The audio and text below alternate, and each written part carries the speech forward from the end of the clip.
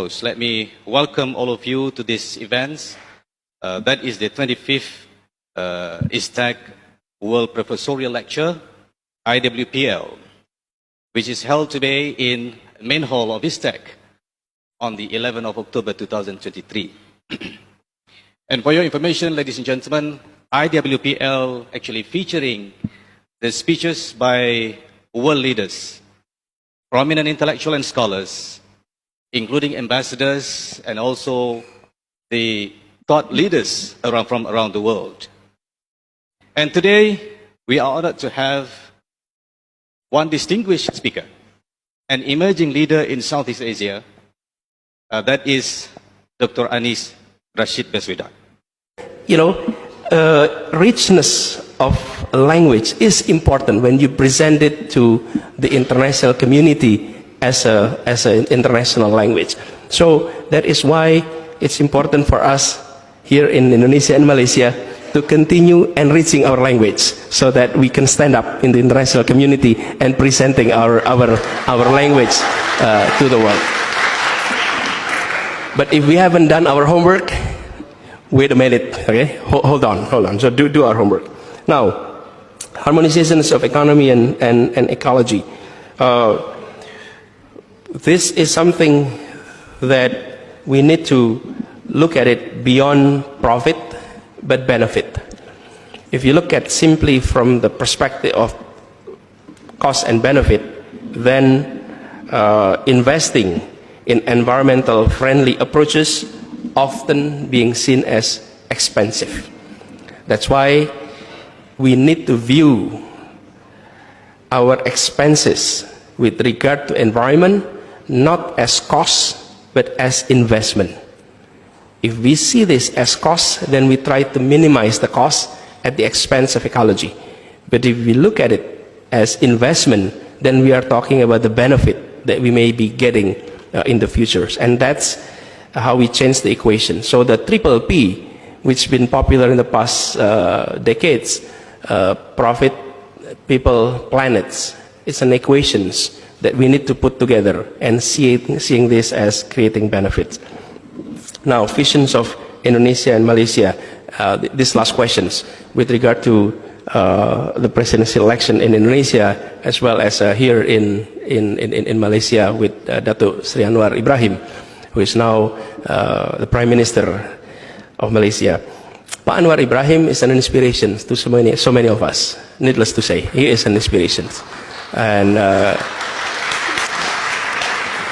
for myself too, he was leaders of students, leaders of youth of Malaysia, and his stories were also all over Indonesia. So we follow through, and we're very proud of him and his leadership.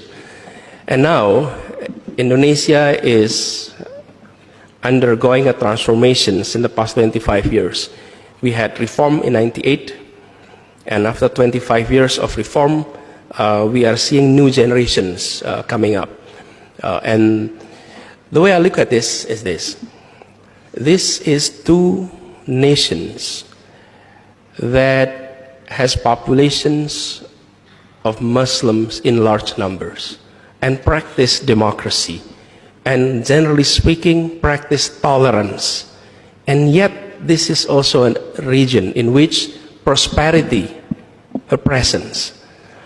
And I cannot think of other word except continuing the path of creating justice to all so that this transformation continue.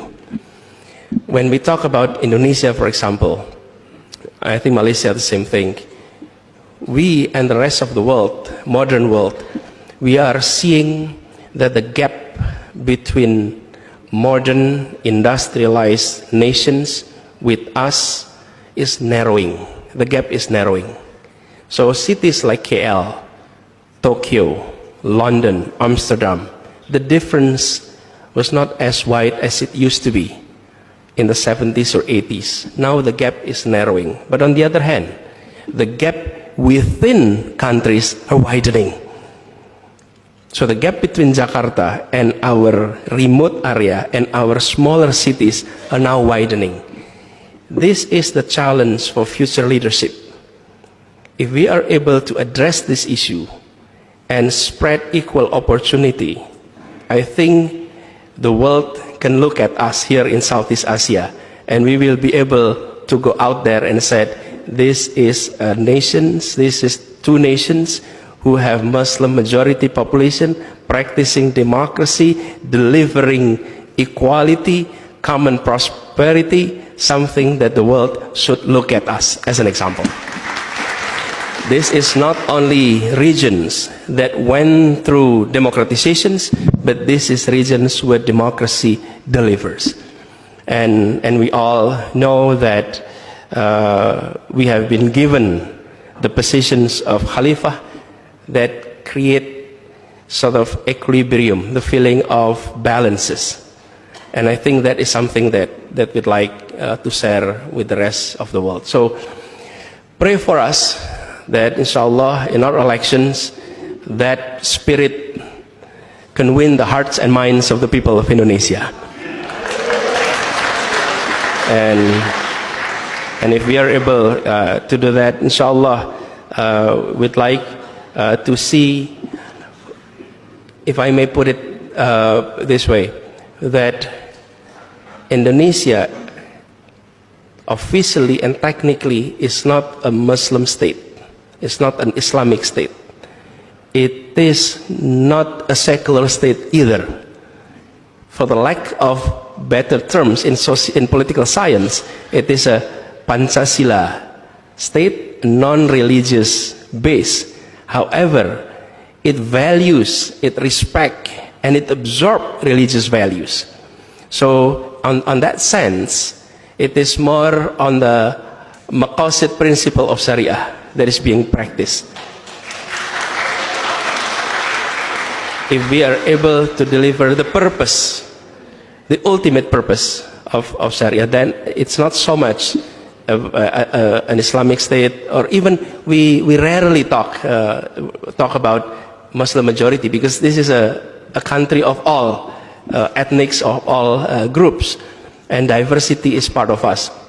And I think if we are able to deliver that, inshallah, we will send a very positive message across the globe, and to undo some of the framings or perceptions out there that in a Muslim majority nations, true democracy cannot prevail.